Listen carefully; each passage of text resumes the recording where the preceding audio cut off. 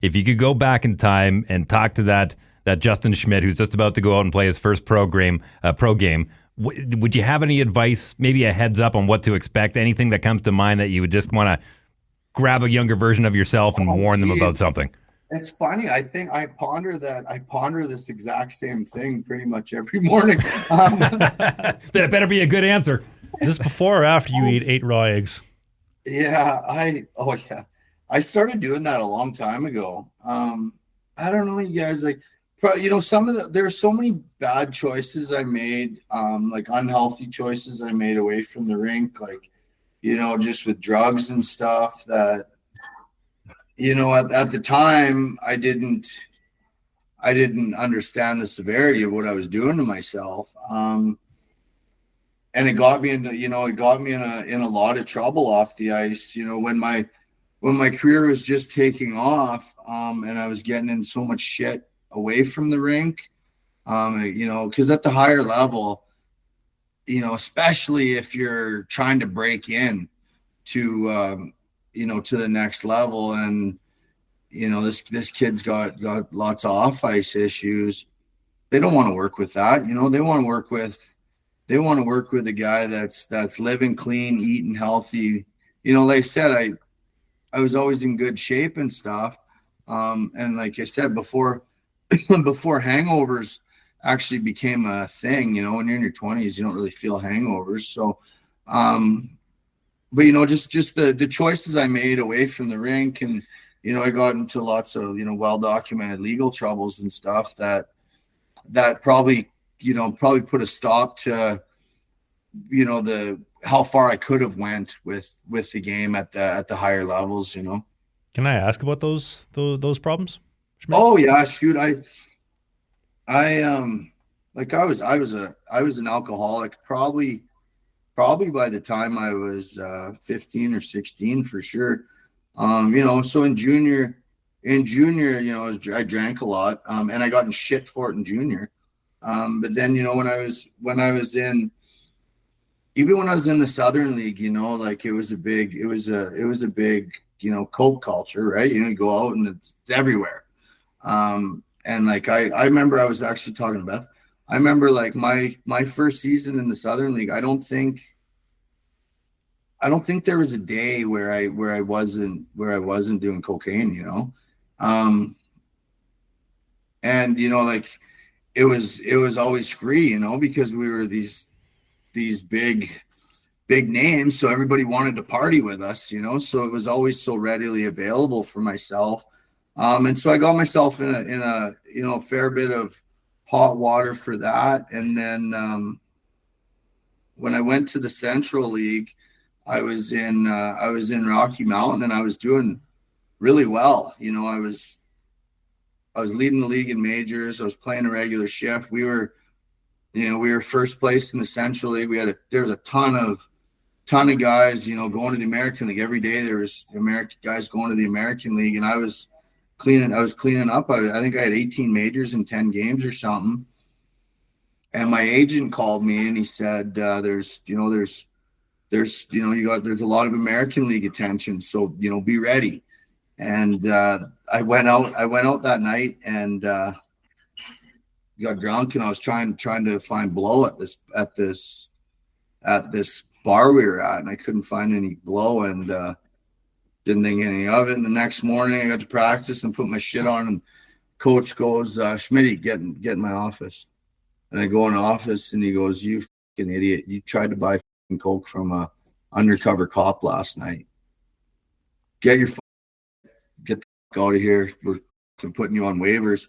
And then it was just like I had such a bad reputation, and I bounced around the minors forever. But there was always that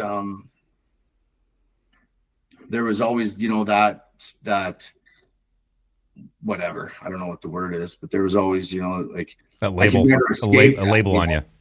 You know what I mean? I can never really escape that. So yeah, if I definitely wouldn't have. If I could go back, I would have grabbed that kid before he ever shoved that $100 bill up his nose. I probably I probably would have knocked the shit out of him for sure, you know. Did you ever end up doing any time for that, or they let you off for that one? They let me off, you know, but it was, and then, you know, I did a lot of other dumb shit and got arrested a bunch of times for non-drug related things, but yeah, I didn't do any jail time for that, but yeah, just lots of arrests for doing stupid shit all over the place, and those things follow you, and then by the time I decided to clean up my act, I was too old and too slow to try and make it to the next level. At what point did you figure out that your path to playing pro was with your knuckles? Was there a point where you thought, no, I can be a goal scorer, I can be a shutdown guy? You know, was there any other route that you saw? I think, you know, very early on, I went to Notre Dame for high school. Good old Wilcox, Saskatchewan. Yep. Yeah, and you know, like, I was a good bantam. I wasn't drafted. Wasn't drafted to the Western League in bantam. I played midget AAA, and back then there was a lot of fighting in midget hockey still in Saskatchewan. And I was fighting quite a bit, and I had really, really grades. And my coach, his name was Mike Merriman. I still kind of stay in touch with him. He was 70% deaf, and you know, he played in the SJ, and then got a full ride to Ohio State. He was Ohio State's captain. Could have had a great pro career, but he chose to become a teacher, and you know, ended up going back to Wilcox. But my grades were dog shit, and he said, "Schmitty, like, what are you going to do with yourself? You know, like, you're obviously not going to be a doctor." And I was like, well, I'm going to play as long as I can. Like, I can burn this one to the filter. And I knew I was going to do that when I was 15 years old. And he's just like, well, if you're going to play as long as you can, you're going to have to do the jobs that no one else wants to do. And I took that to heart. And, you know, I became a really good penalty killer. And when I went to the Western League, I fought every single big name I could in the dub, and you know, in the SJ, and even early on in my pro career, when, like, you know, there was a lot of heavyweights, I went everybody, and it did work in my favor. I probably held myself back in a sense, maybe because, like, I probably could have played a bit more of a skill role early on, but at the same time, I always had that job security too. You know, I was always doing the shit jobs that no one wanted to do. Wilcox is pretty legendary for their campus stories, and for those that don't know, Wilcox, Saskatchewan is basically just a town that is the prep school for those that would understand it down in the States. 90% dudes, 10% girls. Your experience as a new boy playing in Wilcox, I'm curious to know if you've got any good stories. Oh yeah, so my dad was a hound, and all my uncles went there and stuff. So there was that family legacy, and I always wanted to experience it. When I was, like I said, when I was a new boy, I was pretty lucky that, like, I was pretty wild. So guys kind of kept me to a distance, you know, like, I was pretty fortunate. I can't ever remember them. Were you still dragging laundry though? Were you still doing the new boy oh tasks? Yeah, like, okay.